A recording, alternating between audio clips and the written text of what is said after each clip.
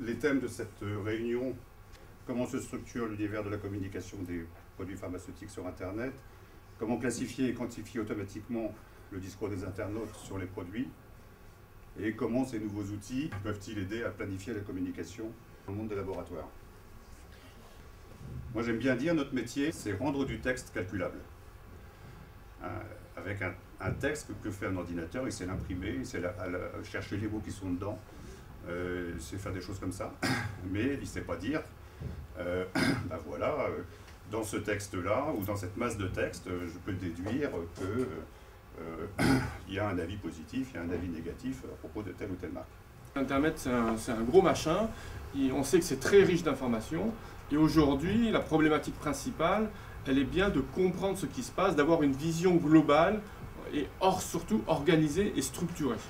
La e-réputation, au fond, ça procède d'une idée assez simple, c'est de se dire, il suffit d'observer ce qui se dit sur Internet pour avoir une perception de l'opinion des consommateurs, ou des électeurs, ou des influenceurs en général.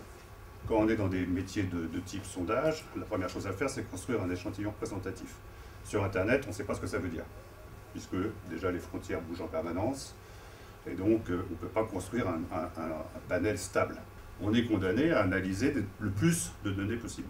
Donc on est confronté très vite à un problème de volume.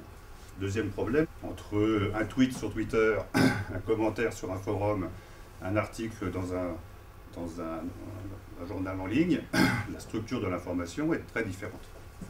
Et donc c'est difficile à identifier, à récupérer, à trier, à analyser. Donc je vais reprendre rapidement les trois axes que vous a présentés Bernard, c'est-à-dire premier axe, ce sont les acteurs. De qui parle-t-on en fait sur Internet?